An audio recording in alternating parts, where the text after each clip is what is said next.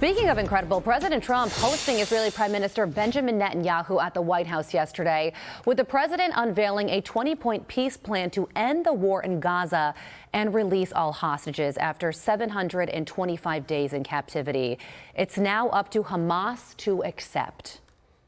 Everybody who wants to see an end to the violence and destruction should be united in calling for Hamas to accept the extremely fair proposal so that we can end the war and get us back our hostages right now and have everlasting peace. National security and military analyst and international relations expert Dr. Rebecca Grant joins me now. Dr. Grant, good morning to you. Thank you so much for joining us. Can you characterize the significance of this moment as we await Hamas's response? An incredibly significant moment. Trump has crafted a landmark deal, and Carly, peace could sweep the Middle East within hours if Hamas agrees. And there's a great path forward here, not just for Gaza, but really for the whole region. Well, if this is agreed to, there will be a temporary transitional government overseen by this board of peace that President Trump and former UK Prime Minister Tony Blair will be a part of. After that, Dr. Grant, what will the goal be when it comes to who governs Gaza? Right. And this board of peace, I love it. Trump is going to be the head of it. Blair's participation is essential. And then it's a complex plan. But basically, Gaza goes to the people of Gaza. But it's going to be de-radicalized, no 400 miles of tunnels, no weapons. It's going to be redeveloped. There will be peacekeepers coming in from other countries, like Indonesia, perhaps. There will be a transitional authority. Keep with me here. And then they'll be able to determine their own future, but de-radicalized and not a threat to their neighbors. And Israel and the Palestinians will talk about a future horizon and then hopefully Abraham Accords across the region. So what are the chances Hamas accepts? Oh, I wish I knew.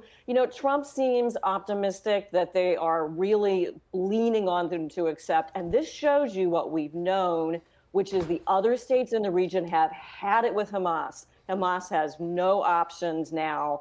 And Egypt, Qatar, everyone, they want Hamas to take this deal. And if they don't, Israel will continue that military campaign to secure Gaza City. Yeah, and Steve Witkoff said yesterday that the difference this time around is that Arab leaders, European leaders, the Palestinian Authority all have agreed to this, really putting the pressure on Hamas to accept. So we'll wait and see what they say about it. I want to point out something that I found notable in this 20-point plan. It was point 6, and it reads, once all hostages are returned, Hamas members who commit to peaceful coexistence and to decommission their weapons will be given amnesty.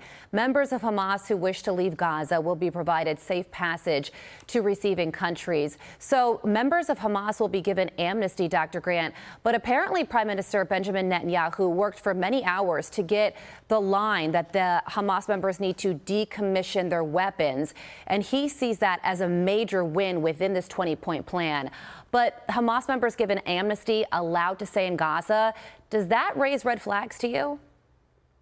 Well, you always wonder, but it shows how much they need to get this deal done. They'll also release about 1,000 prisoners and additional Palestinian prisoners on top of that. So this is a deal. They should take it. Hey, also notice there is now global public support for this deal, not for Hamas, not for radical Palestinian violence, but for this deal. And that is another huge factor closing off that global protest movement that's been supporting Hamas to some extent. But after 2 years in captivity, 725 days, 48 hostages, 20 presumed to be alive, could be reunited with their families if Hamas agrees to this.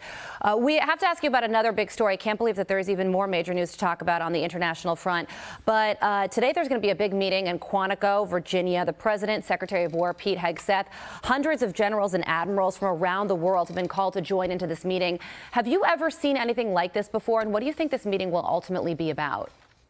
Never seen anything like it. Get that black coffee brewing. Sometimes one service will call most of its generals in for a big meeting, but even that's rare. I think it's great, whatever is said today, for them to have the chance to mingle. Young generals go to a course with others called Capstone, and they meet admirals and generals from other services. But this will be good. It's good to have a friend when you're dealing with the challenges of joint command. And hey, plenty of military threats out there, Russia, China. We need to keep control of space. We need to build our aircraft carriers. There's a lot to talk about, and it'll be good to see them all get together. Yeah, and President Trump says it's going to be a very nice meeting. They're going to be talking about how we are doing militarily, so we will be watching. Dr. Grant, thank you so much for joining us this morning.